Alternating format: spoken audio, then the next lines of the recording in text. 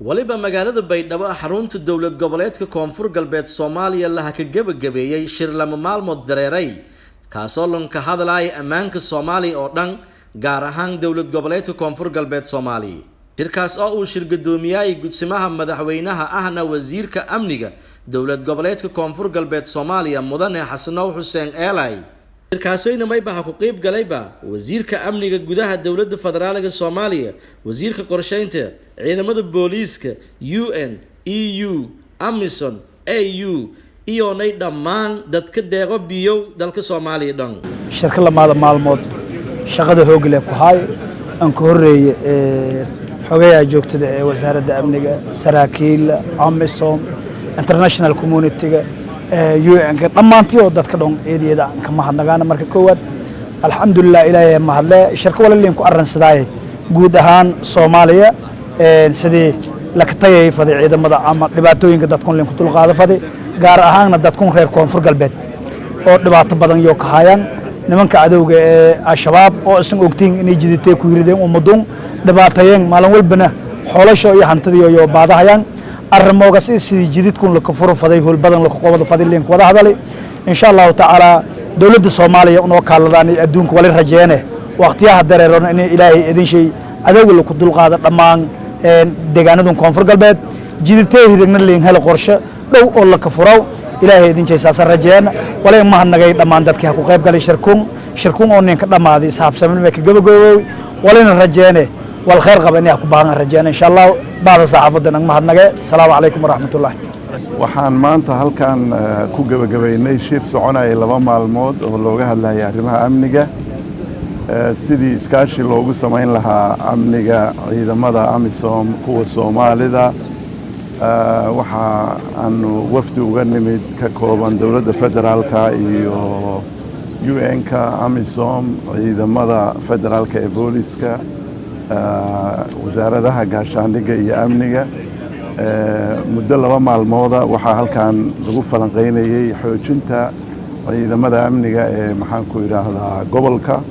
iyo guud ahaan Soomaaliya iyo amniga sidii maxaan ku yiraahdaa loo hagaajin lahaa sida isu kaashan lahaayeen ciidamadu dhibaatooyinka jira iyo tayeynta ciidamada waxaan halkan mahadnaq uga soo jeedinayaa dhamaan maxaan ku yiraahdaa dadka reer baydhabo iyo maamulka dawladda koonfur galbeed sidii habsamida lahayd ay noo soo dhaweeyeen annaga iyo wafdigayaga sidii qiimaha lahayd walaaltinimada lahayd ay noogu fududeeyeen shirka 2 maalmooda khaasatan kusimaha madaxweynaha oo muddadaas aan maxaan ku yiraahdaa marnaba naga maqnaan wax kasta oo u baahanahayna noo facilitate gareeyay aad baa u mahadsantihiin shirkaana si guul ah noogu soo dhamaaday waxaan rajaynaynaa inay wax weyn ka tarto amniga iyo iskaashiga ciidamada amniga ee guud ahaan dalka iyo dawladda maamulka koonfur galbeed waa mahadsantihiin faraxsanaa inaan ku qayb qaado shirkii lamaada maalmood oo dardargelinta amniga iyo maalin qorshaha oo linka talagalay in la ka xoreeyo jididku oo la banaayo taasoo muhiim anagati in wasaaradda arrimaha gudaha ee xoog saartay barnaamijka xasilinta kaasoo maalin qorshiyay linka talagalay in la qaybsado dhamaan hay'ado oo maalin howlin shaqale lamaada maalmood shirkana linka doowahay waana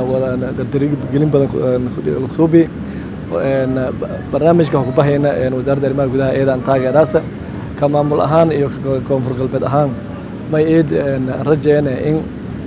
wal kasta oo linka talagalay in amni iyo nabadgelyo iyo horumar ka jara in taageerta bulshada koonfur galbeed wasaaradda sidii ogtan may shaqeeyay dawladaha hoose kaasoo saldhig iyo tumaysadii degmood oo maana ku hirgelsan koonfur galbeed Soomaaliya haddana wasaaradda wadda dardargelintii oo ka dhisay golaha deegaanka degmooyinka oo hirgelay lama degmo haddana gabagabeyn degmada baydhabo dhawaan marna hooliya laga doonatay bardaala tii oo malaha baraawa lamaada maalmood inta barnaamijka la hirgelinayna meelaha la qaaday walyaabo oo ka hormarayaan degmooyinkan may ka hormarayaan degmo kasta oo la xoreeyo mise meel kasta oo la xoreeyo in barnaamij hay'ado sheenan hay'adoogaasay barnaamijka sheenan meel faday degmooyinka iyo gacansiyan haysadaan waan adkaysadaan marka iyada kama hadnaqay dhammaan haydo wasaaradda arrimaha gudaha dowladda federaalka Soomaaliya iyo inta ku qayb qaadatay shirkun lamada beel dareeri wal alla walaayo ku bahayna in bulshada koonfur galbeed dan naga doonto insha Allah ila maastin